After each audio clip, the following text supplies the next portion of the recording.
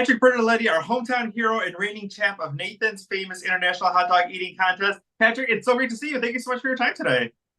Thank you very much, man. Glad to be here. The magic number 58. Tell us a little bit about preparing for it and getting up to that date of July 4th. Yeah, I did 58 in 10 minutes. Nathan's hot dogs. Months of practice and a very large amount of hot dogs eaten in my house. And I think I'm going to be smelling hot dogs in this apartment for a very long time. When you found out Joey Chestnut was not going to be a part of the contest this year, was there anything that maybe changing your strategy or anything that went off in your head of like, ooh, this is a different game that we're playing in 2024? Yeah, I mean, I think everyone found out 3 weeks before. I had suspicions because I'm good friends with him, but it was confirmed. And I didn't really believe that he wasn't going to be there because it's not really the same 4th of July without him up there. But when I heard that, I knew that I really had a shot to win and kick the training into higher gear. I mean, I was already really training very hard, and I just was able to take it to another level when I realized this was like the one shot I had, and this has been the one thing I haven't been able to do. I never thought it was possible, so the timing was just perfect. Did you start with 2007? Was that your first year of doing this? I think it was either '07 or '06 at Nathan's. Yeah. Oh, and then in 2012, that was your last time. You took a 10-year break. Why? What was the catalyst for having you come back to this particular eating contest? Yeah, so I think I took 8 years off, and then 2 years ago I came back because I just wanted a free trip to New York. I didn't really take it too serious. I thought I could have eaten a lot better that time, and this time around I just was ready to rededicate and take it more serious. And then the timing and just everything seemed to work out in my favor this year. And yeah, Joey not being there, I just knew this and hearing that this was a shot I had to redeem myself from 2 years ago and just to win the elusive mustard belt. Was there a moment during the competition that you thought, "I got this," or when the timer stopped, or was there a particular moment where you were like, "This is mine. I got this." Like, did you feel that before they raised your hand Yeah, up? I did. It started off kind of crazy because I brought really hot water and I had a thermometer gun in my back pocket, which I always use, and I like the water a certain temperature, but I was like, oh, it's fine. And then the water was way too hot. So like that didn't slow me down, but that was stupid on my part. And then like the first like 5 seconds, the hot dogs got a little stuck and I coughed and I like that wasn't good, but I was very focused. My brain was just in the back seat. I knew what I needed to do, eat with urgency, and I was really worried about James Webb, who's the started fast. So I knew, but after 30, when I was ahead or close to leading, that the chances were really good. And it still doesn't feel real. I mean, they raised my hand and I won, but I don't know. It's slowly sinking in. Those next couple of moments, signing autographs, taking pictures, going through the airport. I mean, what has your life been like since winning? I knew this was a big event. I've done it 8 or 9 times, and I didn't know the impact, the response. Just making Chicago proud. My phone has been blowing up nonstop. I'm a little bit of a introvert, but I love the attention. I love the accomplishment, and yeah, signing autographs was weird because I was in no place to be doing interviews or talking to people. The amount of hot dogs eaten really drained me, but and when you win, it just everything's better, and that's where I'm at right now. So you finished the contest. What's your next meal? Like, how long do you wait, and what did you have? Uh, I don't think it. I don't think it was much. I think what I always crave after is ice cream, but what I really needed was just to lay down and relax, and sometime the next day, late the next day. But I didn't eat a lot going in, and that's the worst part about this event being in New York, a great food city. Couldn't eat before, and then I couldn't really eat after until like the day after. So, but it was all worth it.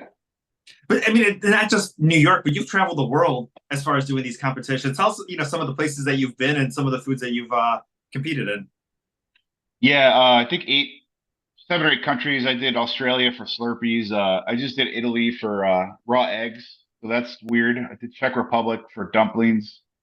They like when I drink the raw eggs, so I've done that in Germany and Romania. So just all over the place. It's weird what people like and they want to see me do. And if it's in another fun country, I love to travel. So that it's really an ability to do two things that I love, travel and eat a lot. So How did you get into this? Was it someone that you saw? Was it, a book? Was it something that you saw on television? Yeah, how did this become? Because you started this when you were a teenager, is that correct? yeah, I always prided myself on eating a lot. I think I figured it out. I was like the youngest of five, just looking for attention, and wasn't super skilled in sports per se. I mean, I was okay, but I knew I was really good at it. My twin sister told me about a professional event, and I think I tied for third place, and then got a DVD player. It was really sick after, and then even though I swore I'd never do it again, I just really liked it. Knew I could be better at it, and just kind of just followed it from there. And I never thought this would ever happen, winning the competition on the Fourth of July. But I don't know. It's weirder things have happened, I guess. It's funny too, because you think of like other competitive sports, maybe let's just say like running, like doing a marathon. And as you get older, your time slows down because you're not as fast as you were when you were younger. But this is almost the opposite because you were eating less hot dogs earlier on in the competition and not necessarily, you were getting into like the 30s and the 40s. And this like Yeah. 58 number, I was like, I was so proud of you, for winning. But I just thought it was so cool too that it wasn't like, the way the numbers had gone up, versus gone down. Yeah, I am really happy about that because I'd gotten second before and I knew I could eat in the 50 range, but when I came back last time I think I did 34 or 35, and that's why I was a little bummed out because I knew I could do better and everyone was saying, "Oh, you did so good after taking the break." I'm like, "This was okay," but I knew what I could do and I knew what was possible, but I didn't actually think it was possible for me to improve on my personal best, which is 55, because that was in 2011, and I just went back to the drawing board and I was a lot more focused, and I took this time around more serious and just was more analytical about it. Ate like think over 1,300 hot dogs practicing, so just like so many, it's way too many hot dogs. But I still love them, and I definitely ate them on my way back to the airport in New Jersey on Sunday. So I still love a good hot dog. I mean, especially too being from Chicago. I mean, that's probably the average amount that most people probably eat in a year. So it's not anything different. You eat in a Yeah, short period wait, of time. yeah, yeah. 58. Yeah, that's true, and that to me that just makes it more special. It's a hot dog city. One of the best cities in the world, and the people are great, and the support is great, and I'm proud of people when I hear they're doing great things for Chicago, and I getting that same backing from the city, and got a lot of family here, and it's just it's a great place to be from, and there's a lot of pride, and it's great. As far as in next year, when do you kind of put your name in for Nathan's again, or when does those conversations start to go in case if you might compete in 2025? I think I'm at barring anything crazy, I will definitely be there, and I think as far as preparation goes, I would say probably I'll start even earlier this year, and I'm sure Joey will be back.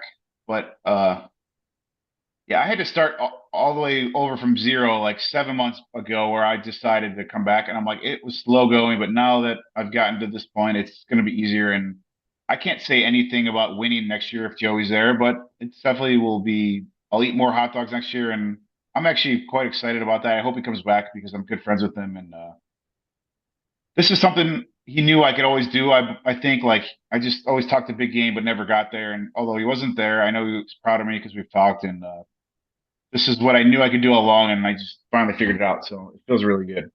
He's proud of you. I'm proud of you. The city of Chicago is proud of you. Everyone who watches proud of you. Patrick, thank you so much for your time today. Thanks. I really appreciate it, and thanks for having me. Oh, of course, and we'll see you very, very soon. And best of luck next year. We Thank got to you. catch up before that. We can't wait a whole Oh year. yeah, of course. Yeah, yeah, definitely. You can't. All right. Have a good one. All right. Thank you.